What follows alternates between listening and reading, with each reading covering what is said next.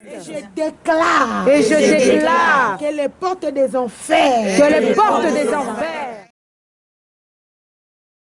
ne proviendront point contre ma vie, contre ma famille, contre Adassa.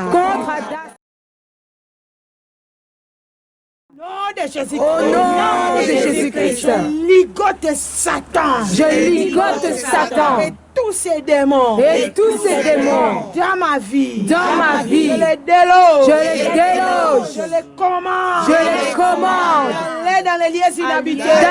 Au nom de Jésus-Christ. Que ce soleil qui sort maintenant. Brille dans ma vie. Brille dans ma famille. Brille dans Adassa. Au nom de Jésus.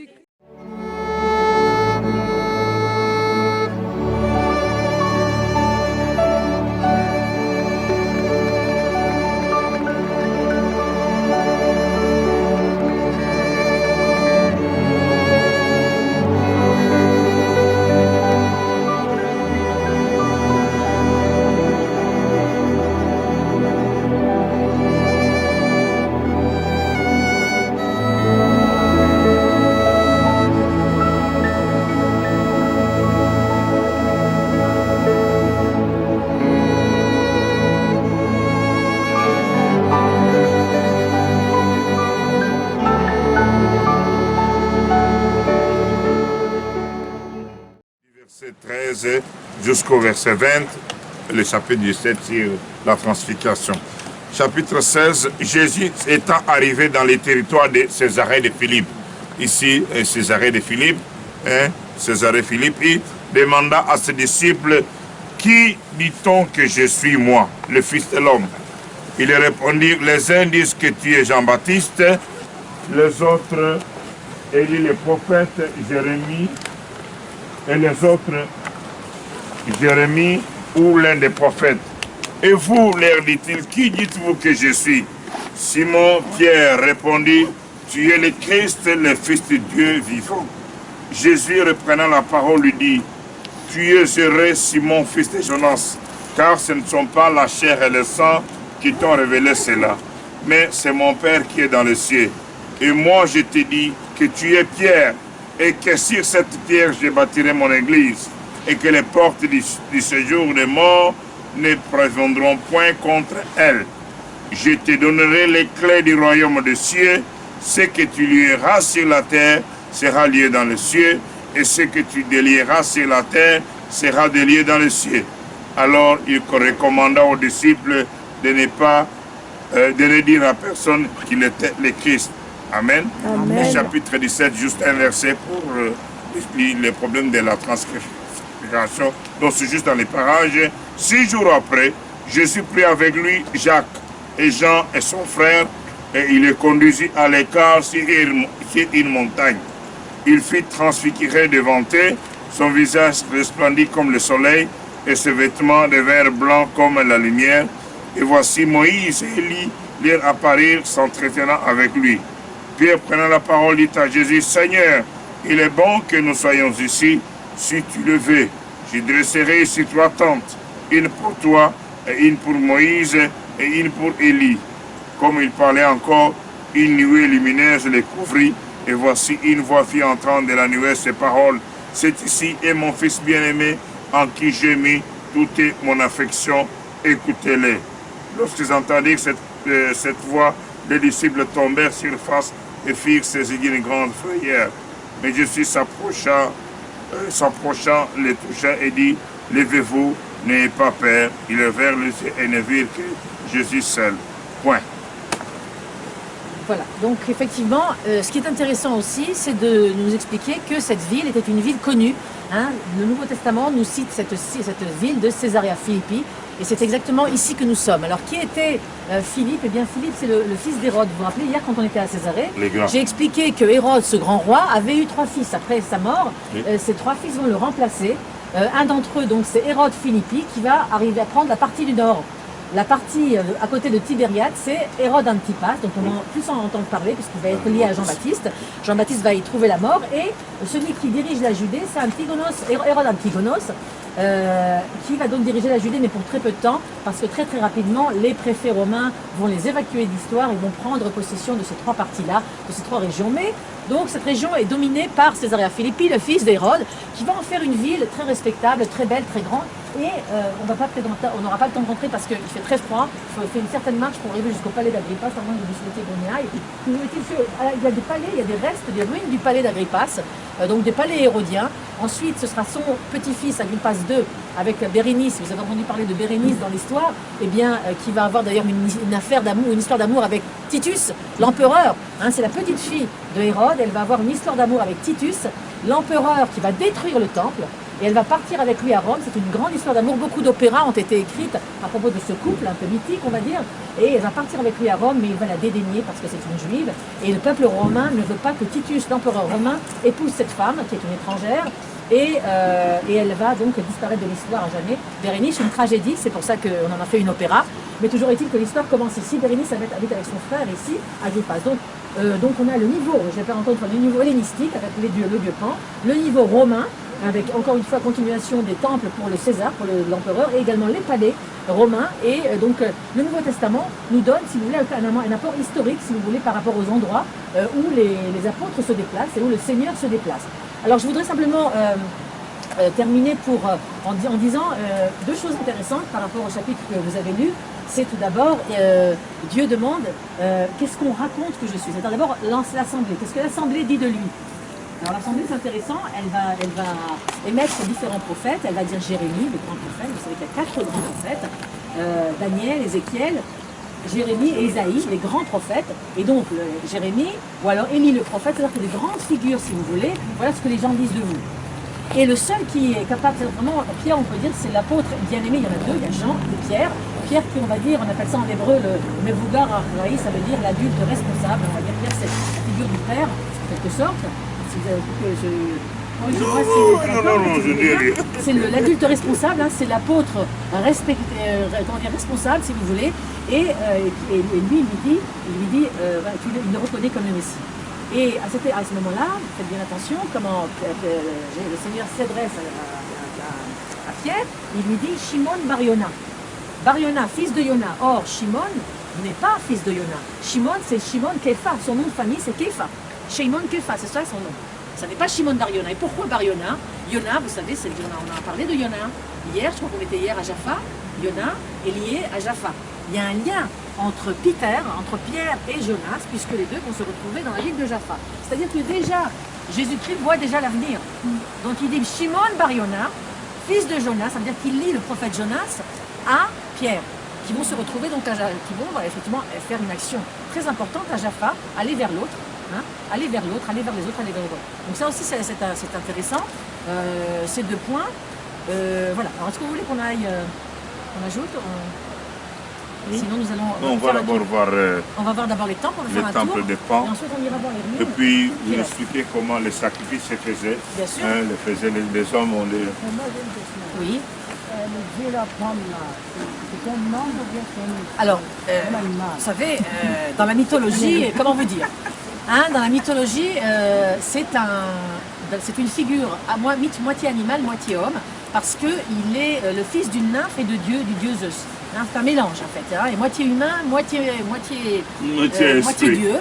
Et donc en fait il est dans la mythologie, il est toujours dessiné, il était représenté plutôt avec des pattes de bouc, des pattes de bouc et un visage humain, un corps humain jusqu'ici. C'est le satyre en fait, ce qu'on appelle le satyre. Mais c'est vrai qu'on peut toujours se moquer de lui. Par la suite, avec l'histoire, on l'a un peu diabolisé, ce personnage. Mais ce personnage, à l'origine, est un personnage positif, parce qu'encore une fois, il s'agit de la fertilité. Si on se replace dans l'Antiquité, il faut se replacer aussi dans l'Antiquité. Il faut comprendre que le dieu de l'eau, c'était les gens ne savaient pas, c'était de l'ignorance en quelque sorte, et on avait des dieux pour apporter la fertilité. La nourriture, c'est la plus importante. On peut se moquer, mais c'était, comment dirais-je, une nécessité. Il y avait des dieux locaux. Hein, et Pan est un dieu local qui apporte la fertilité, l'agriculture, qui se balade dans les montagnes, le dieu des montagnes et les dieux de la nature. C'est pour ça qu'on l'a lié au nymphe de la forêt. Et c'est de là que vient, comme j'ai expliqué, le mot panique. Elles avaient peur de ce satire qui pouvait arriver à n'importe quel moment. Ok, Et on donc, les a voilà. vraiment Donc c'était alors qu'est-ce qu'est le personnage? C'est simplement c'est la mythologie. Donc,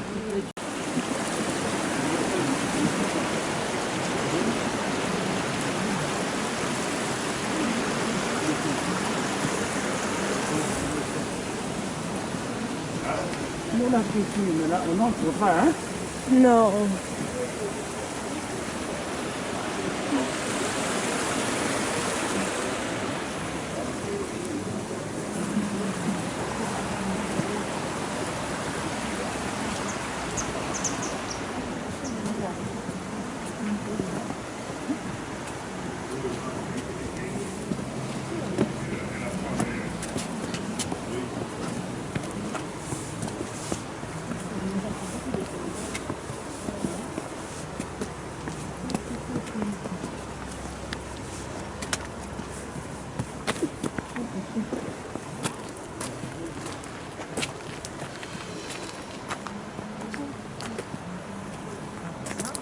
Ok. Alors, simplement pour vous dire que ce lieu où nous sommes, c'est une réserve naturelle.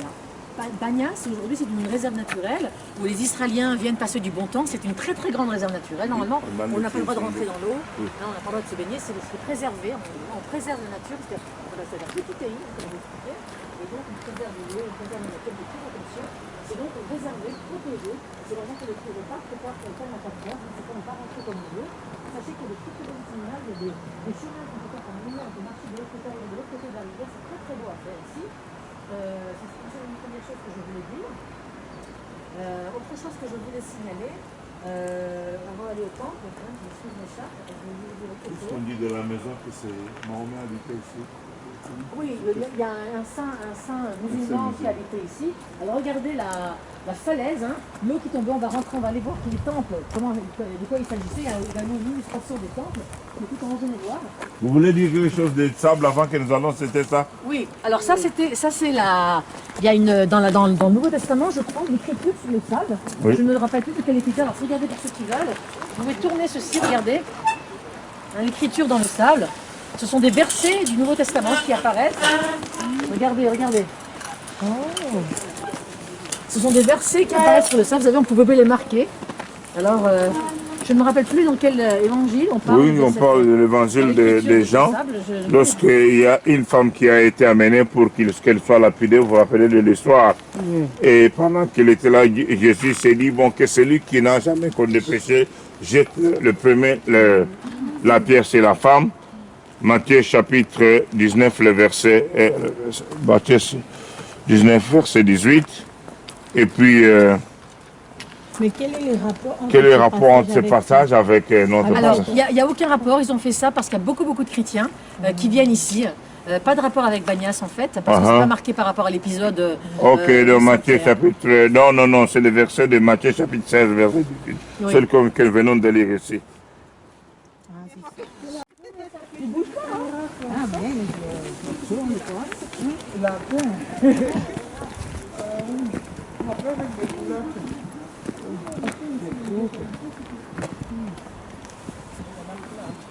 Alors on peut se poser la question, pourquoi est-ce que Jésus-Christ choisit cet endroit plutôt qu'un autre?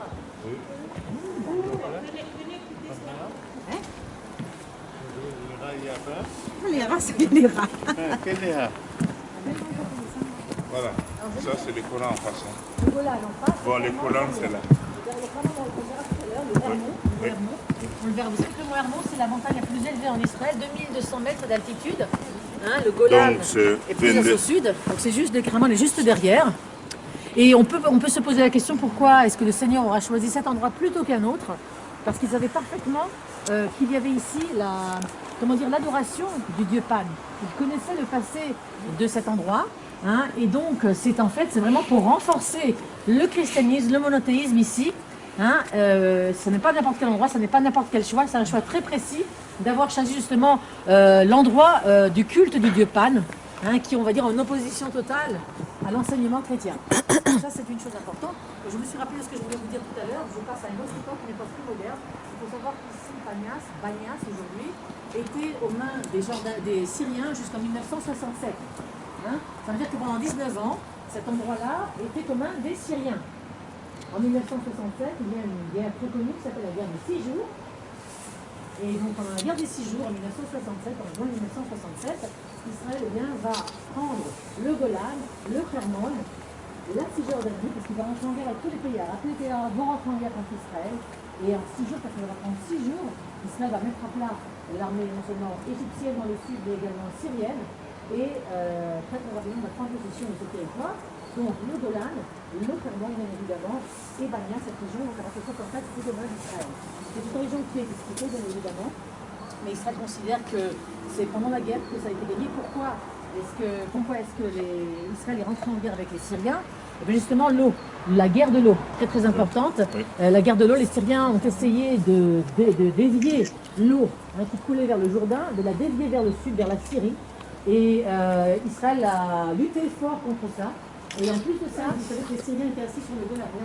Vous comprendrez, quand on va sortir, vous comprendrez que le Golan domine. Hein, le Golan est dominant par rapport à la plaine qui est en bas. Quand on va rouler, vous allez comprendre. Et les Syriens étaient assis sur le Golan et en haut du Hermon. Et ils canardaient tous les agricoles, les fermiers qui venaient travailler leur terre en bas.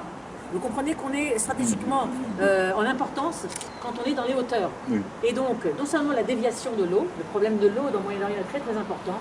Deuxièmement, empêcher de vivre les fermiers qui vivaient de leurs agricultures en bas et à canarder, parce que vous savez que les Syriens étaient à 10 mètres du Kinneret, de l'aide du Kinneret, à 10 mètres de cette zone, ce qu'on appelle la zone démilitarisée.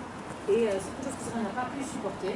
Et donc en 1960, ça a été en accélérant, si vous voulez, et ça s'est accentué avec 1967, la guerre des 6 jours, où Israël va gagner cette guerre et donc va prendre ce territoire qui depuis 1967 est entre nos mains. Donc Banias aujourd'hui, ce n'est plus Panias, mais c'est Banias. Et nous avons donc cette source d'eau qui coule vers le Jourdain librement. D'accord? Oui. Donc voilà, simplement je voulais vous montrer ici une illustration de ce quand on parle des temples de Panias.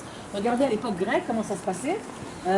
Les temples étaient là et il y avait de l'eau. Hein. À l'époque, il y avait de l'eau jusqu'ici. Alors, ce que faisaient les Grecs, c'est qu'ils sacrifiaient des bouquetins, des petites bouques, et ils les montaient à une profondeur. Dans la profondeur, je ne sais pas si vous... Normalement, à l'époque, on rentrait dans le temple, il y avait la cave, la profondeur, dans la source d'eau, et ils jetaient le bouquetin dans la source d'eau. Si le bouquetin revenait, c'est que c'était pas vraiment bien. Il fallait que le bouquetin rentre à l'intérieur de l'eau et qu'il y aura la fertilité pour l'année à venir. Hein, donc c'est des états Alors on a de l'autre côté, on va voir un cimetière de bouquetins. On va retrouver des ossements, énormément d'ossements de boucs qui ont été sacrifiés dans ces caves, dans ces cavernes qui sont à l'intérieur de ces tombes. Donc voilà de quoi ça avait l'air à l'époque romaine. Hein. C'était divisé en plusieurs parties. Alors plus tard, à l'époque des Romains, ici, je ne sais pas si vous voyez ce sanctuaire, eh bien c'était là où Hérode, le grand roi Hérode, va monter un temple pour Auguste. Ce sera un temple d'Auguste. Alors que quand les Romains vont venir à Banias, c'est dans la ville de Banias, ils pourront rendre hommage au grand empereur Auguste, ici à Banias, et ensuite évidemment son fils.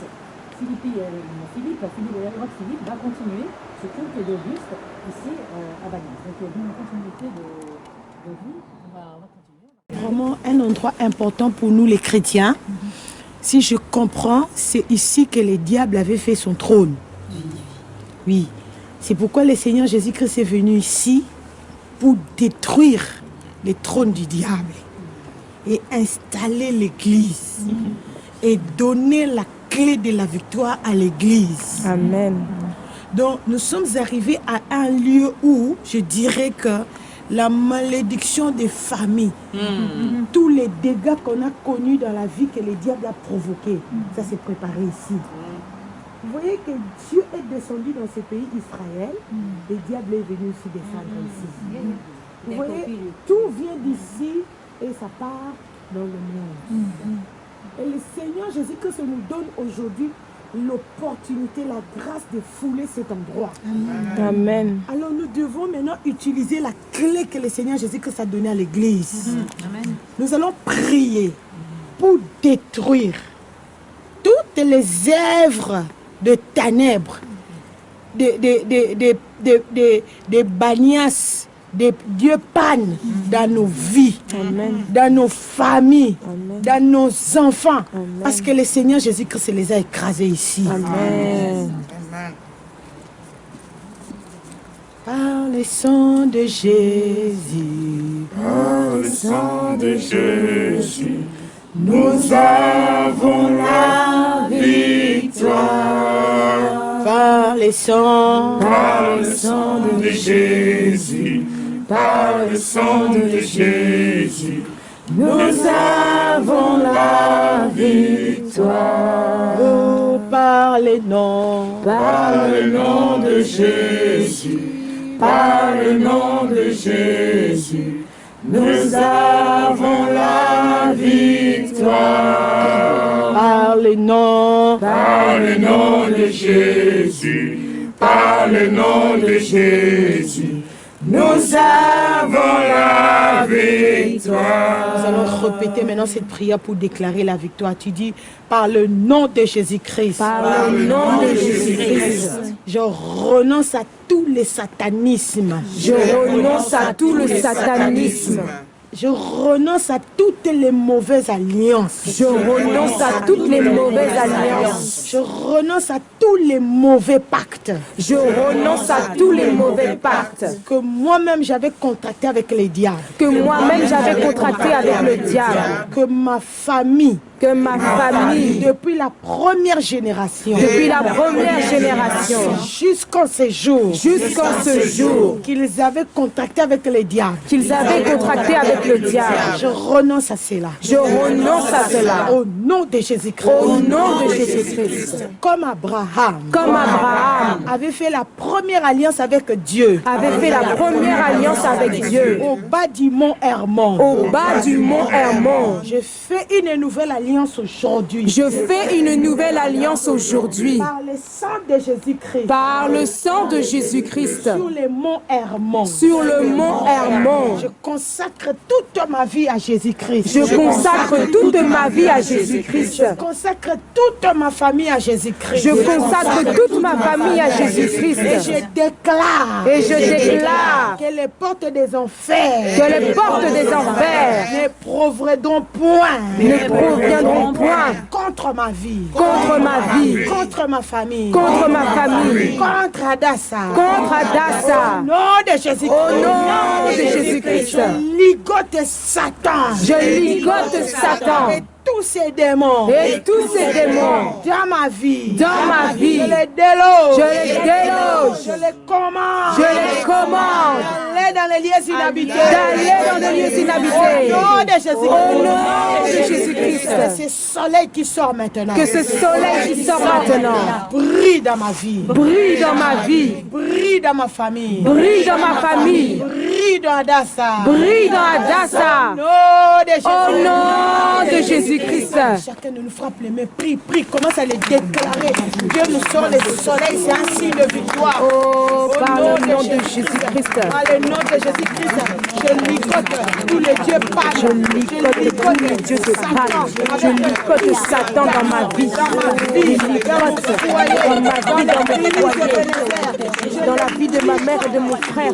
Je les lis, je les ligote. Toute puissance des ténèbres, tout esprit de sorcellerie, de vaudou, de fétichisme. Je vous lis, je vous ligote. Je vous déloge de nos corps, âmes et esprits. Je vous commande d'aller dans des lieux inhabités au nom de Jésus-Christ. Je libère mon corps, mon âme et mon esprit. Je libère le corps, âme et esprit de ma mère et de mon frère au nom de Jésus-Christ.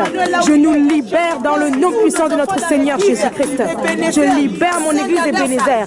Je libère la grande famille d'Adassa au nom de Jésus-Christ. Au nom puissant de notre Seigneur Jésus-Christ. Je déclare la victoire du Seigneur Jésus-Christ dans nos vies. Je déclare la victoire du Seigneur Jésus-Christ dans la vie de ma mère et de mon frère. Je déclare la victoire dans l'église Ebenezer et la grande famille d'Adassa au nom de Jésus-Christ. Que ce soleil entre dans ma vie, dans la vie de ma mère, dans la vie de mon frère, dans la vie de l'église Ebenezer et la grande famille d'Adassa. Tassa. Que ce soleil entre dans nos vies au nom de Jésus-Christ. Au nom puissant de notre Seigneur Jésus-Christ. Que ce soleil brille tout au long de l'année 2007 au nom de Jésus-Christ. Par le sang de Jésus, Par le sang de Jésus, nous avons la victoire. Par le sang de Jésus, par le sang de Jésus, nous avons la victoire. toi le Dieu d'Israël, je te bénis. Toi qui fais sortir le soleil en ce moment où nous prions. Éternel, nous t'acclamons, tu es Dieu. Nous t'acclamons en te disant merci. Toi qui accordes la délivrance à nos vies, à nos familles, à nos enfants et à l'église Ebenezer au sein d'Atassa. Nous te disons merci. Merci Seigneur. Jésus, nous prenons la clé que tu as donnée à Pierre en ces lieux. Pour tous les domaines de nos vies. Amen. Toute l'année 2017. Amen. Au nom de Jésus. Au nom de Jésus-Christ. Amen. Amen. Amen. Amen.